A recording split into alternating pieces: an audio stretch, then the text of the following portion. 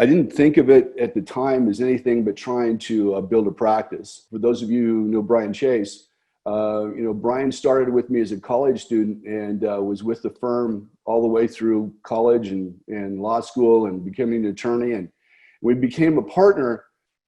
He wanted to start advertising. He said, look, you do nothing to get clients. You expect people to find your way to the door, and you expect them to, come in and beg to be a client. And he said, look at the law firms that have grown faster than us that aren't doing as good a job for the client. One of the things that we were always good at right from the beginning was providing a great client experience as far as outcome. We wasn't looking at marketing. So Brian wanted to do marketing. He wanted to go on the yellow pages because that's where everybody was back in those days. And I looked at the yellow pages and saw that if we bought a full page ad, we'd be the 42nd page of attorneys. And I knew that the guy who was in the first page was paying the same as we would at the 42nd page. We got to do something different. So I said, I think this internet is going to be the next yellow pages. He thought I was nuts. Most people thought I was nuts, but we went for it. There was 2 other attorneys on the yellow page, on the internet in California, and we had to climb over those 2 guys. Without getting into the details of the internet portion, we started getting lots and lots of inquiries. We had more inquiries than we could handle. So how do we process these things? What do we do with them? And so, I started doing a lot of marketing seminars, the big names in marketing, and reading marketing. In my library, I probably have at least 50, 75 books on marketing. But what I saw was we had to do something about the client experience. So we started a program we called Micromanaging the Client Experience. And we looked at every single contact the client has with us, starting from the very beginning, starting from, how did they get our phone number? How did they contact us?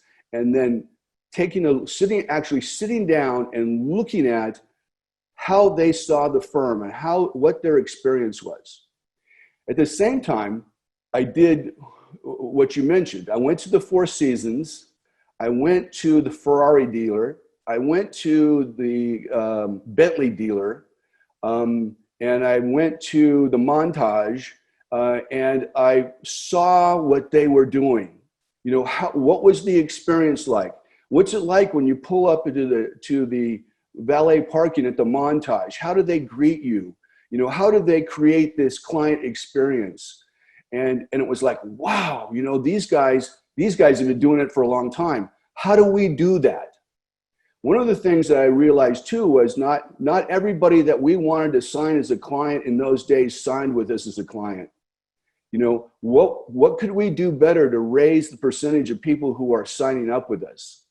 And we determined that the most important thing for a new client, for a prospective new client, was trust. So how do we build the client experience? How do we get them to trust us? And so it was a matter of micromanaging that experience, look at every single contact, and see how we could help make ourselves stand out from the rest of those people, from all of our competitors. How do we build the trust in that process? How do we wow them? How do we get them to,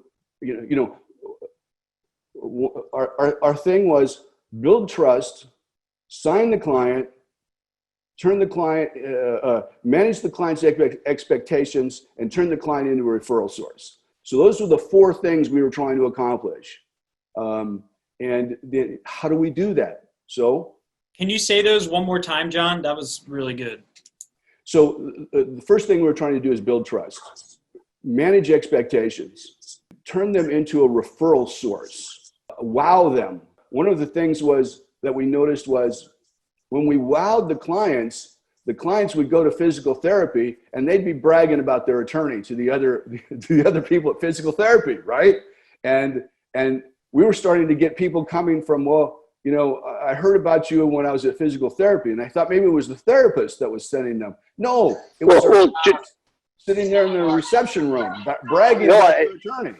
Right, and John, I think one of the things I've taken away from you was like Ubers to get people to a physical therapy or to an intake, and a drink menu and fresh cookies. I mean, these are things that like a couple hours sitting with you turned our practice into that 5-star service, and I've always appreciated Very good. Oh, I'm so happy with that it worked for you. But you want me to go through that experience?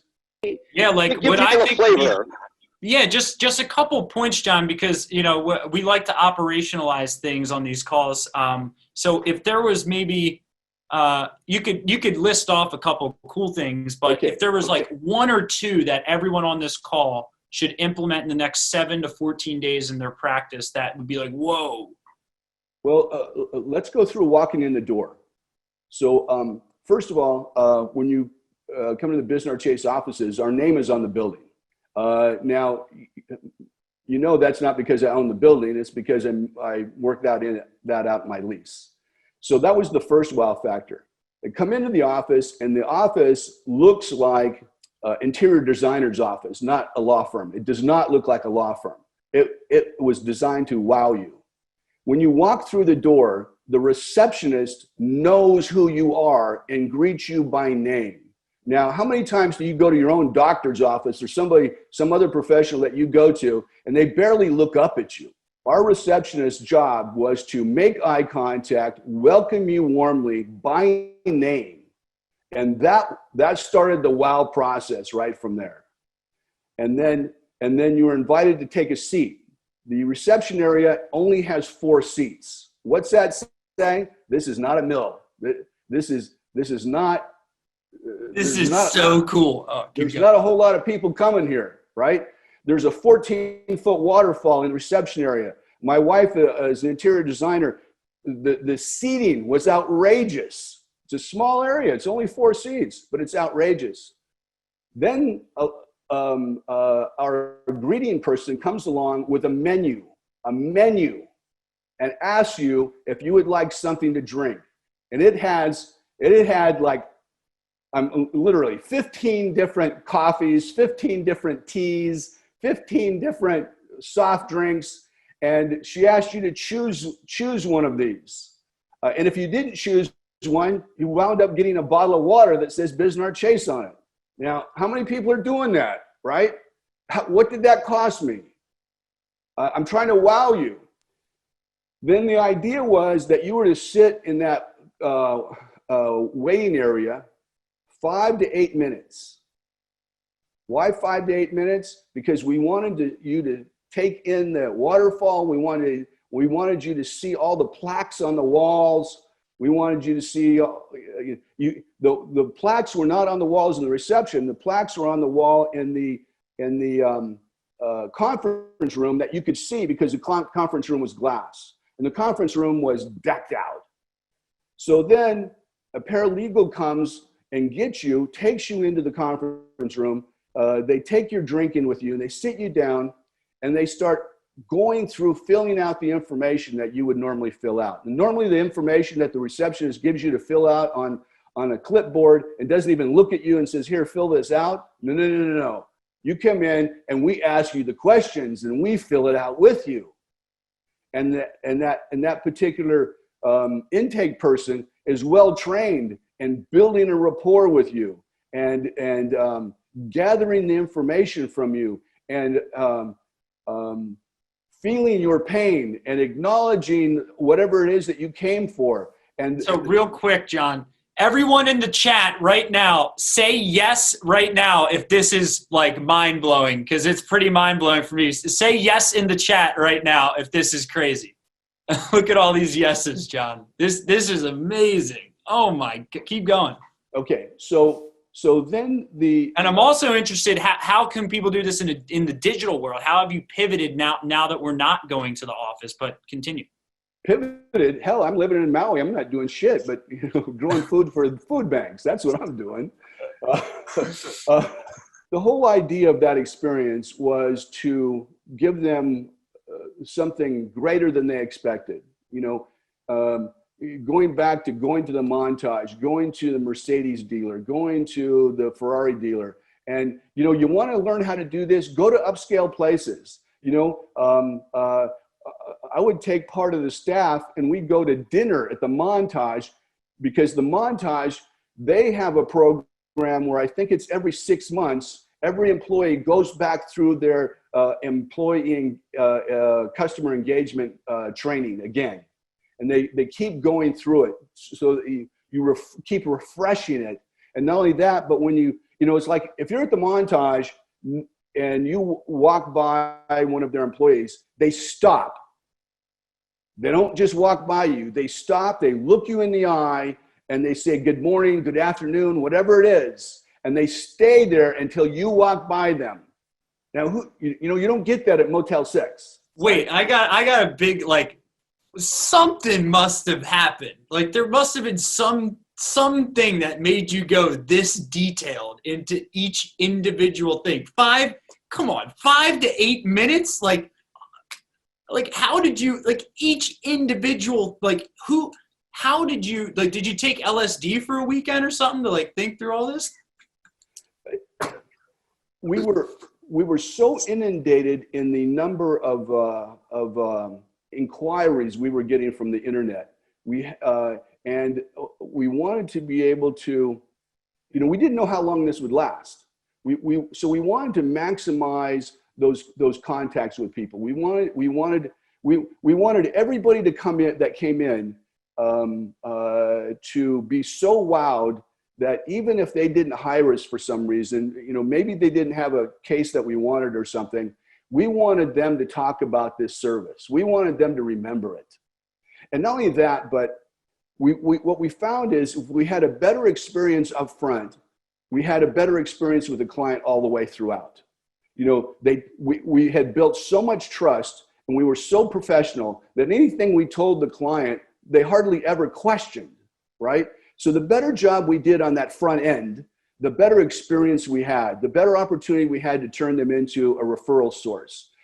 When it came down to settle a case and we tell them, oh man, this is a great deal. I'm surprised we got such a great deal for you. They're going, oh yeah. Because why? Because they trust us. They believe in us. And we started from the receptionist, calling you by name when you walk in the door.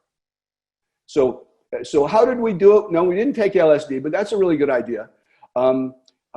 We just actually worked through each of the contacts and we went all the way through. When you left the office that day, if you signed up as a client, you got a book, a folder of all the papers you signed. You got press releases of all the many great cases that we did. You got a book that I wrote. You got a book that Brian wrote. You came out with a pack of information. I don't know if anybody ever read those books, but what are they taking away from most law firms? Did they even get the retainer agreement when they walked out? Did they get swag? They got swag when they came to our offices. They got hats. They got T-shirts. They got, if they were a Laker fan, we took them for a tour through our Laker shrine. What can I do to make this like a montage experience?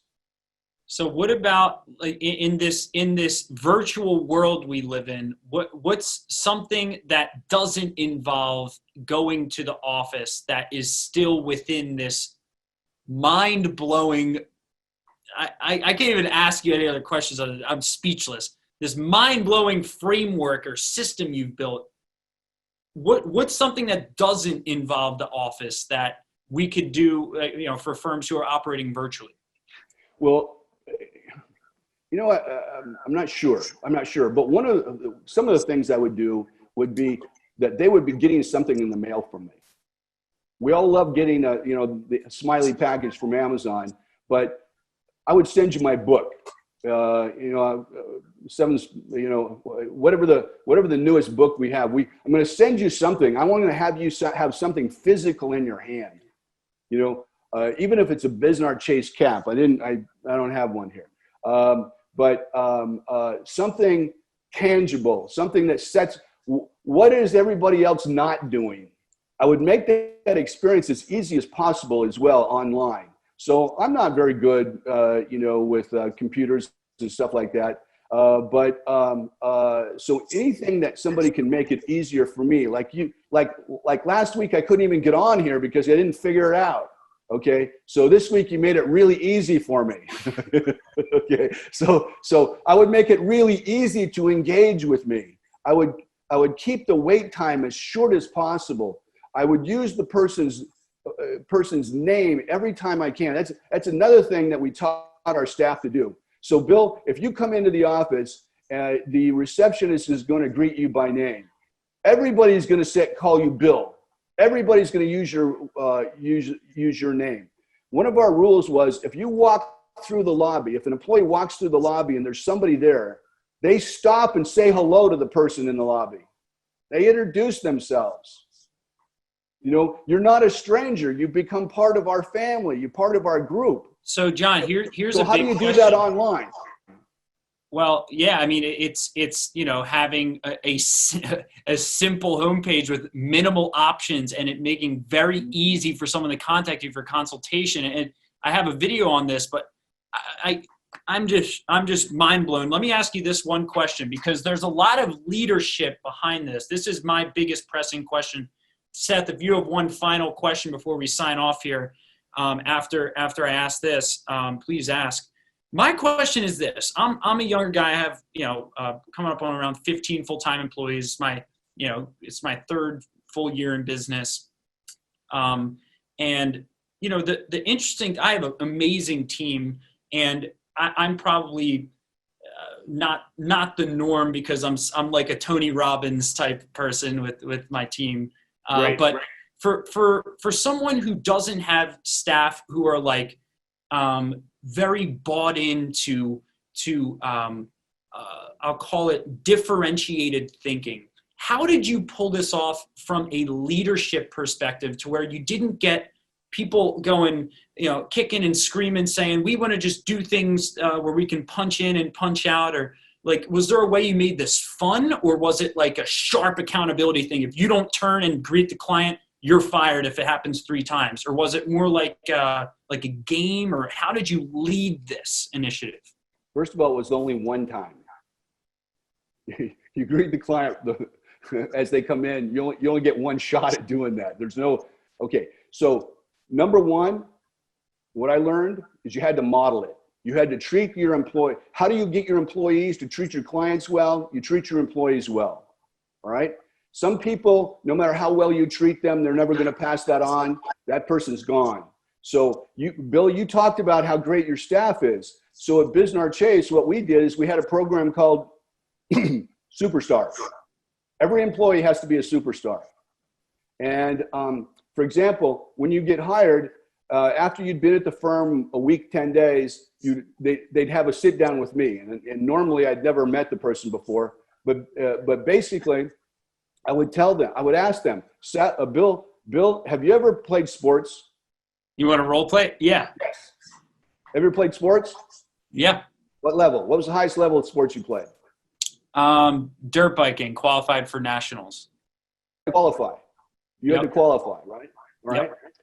So you think you got hired here just like you got hired at your last job, but you didn't. You have 90 days to qualify, Bill. You have 90 days to show us that you can be a superstar in our system. And after 90 days, if we don't think that you can be a superstar in our system, you will be terminated. You understand that, Bill? Yes, I do. So Bill, how long do you have to make the team here? 89 days. All right. 89 days. Okay. And what's the bar that you have to clear? What's the bar I have to clear? Exceptional? I'm not sure. Superstar. You gotta be a superstar. You want to work here, you have to be a superstar. Now, many people don't want to work that hard, Bill. And if you don't want to work that hard, this is not the place for you. All of your employees are superstars in the process. And my staff believes that you have the ability, Bill, to be a superstar, or you wouldn't be here at all. Now, let me tell you that if you make the team, that doesn't mean you stay on the team forever. You're on the team as long as you're a superstar. When you quit being a superstar, you're off the team. Is that clear, Bill? Yes, that's clear. I got to go, though. I'm scared. I'm just kidding. That is, I would never want to have that conversation with you. I'd get really scared. No, I can tell you a story about that specifically. Do you have time for that? Yeah. So at a Christmas party, one of the legal secretaries gets a little out there, and she says, "Mr. Bisnar, can I talk to you about the talk?" It was the employees called it the talk. And I said, "Sure." She says, "I was really intimidated by you when we had the talk."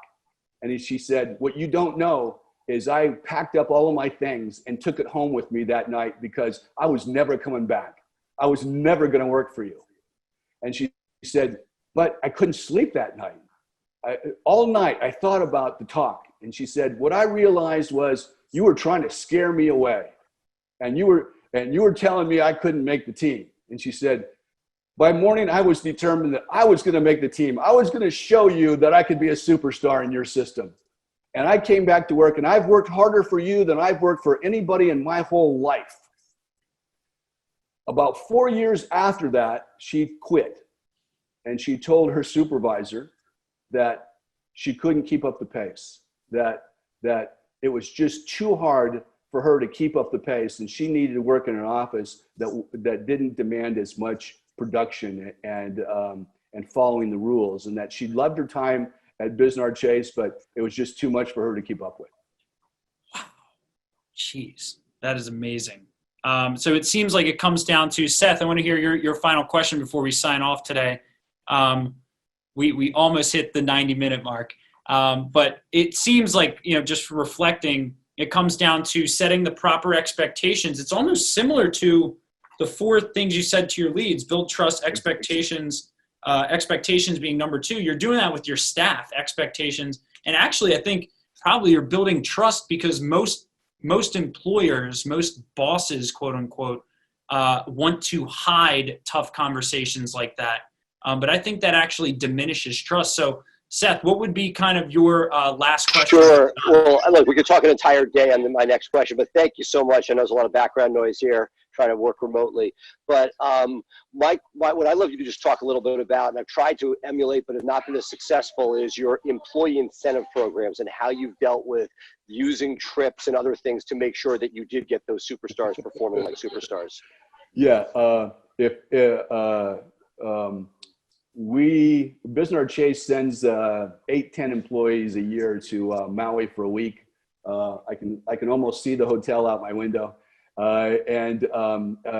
You earn a trip. It's called the Maui Award, and you get a car, plane tickets for 2, and a really nice ocean view room on the beach for a week.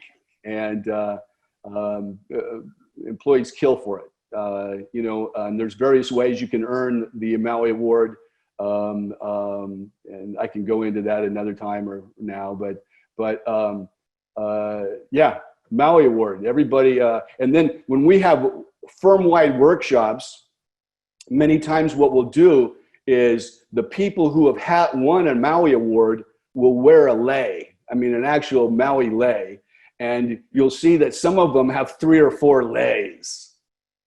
And because most contests we know we're not going to win, but if you're in a room of 35 people and half the people show that they have won the award, it's like, wow, everybody wins the award. What do I have to do to win the award? A real short one. We were having a party at our house for the employees one time, and we had this new employee. And I said to his wife, I met his wife for the first time. And I said, "Have you ever been to Maui?" And she said, "No." I said, "Would you like to go?" She says, "Oh, I'd love to go." And I said, "Do you know that you have the opportunity to win a trip to Maui every year?" Her head, remember The Exorcist, and the head turned real quick. Her head turned to her husband and said, "You didn't tell me about this."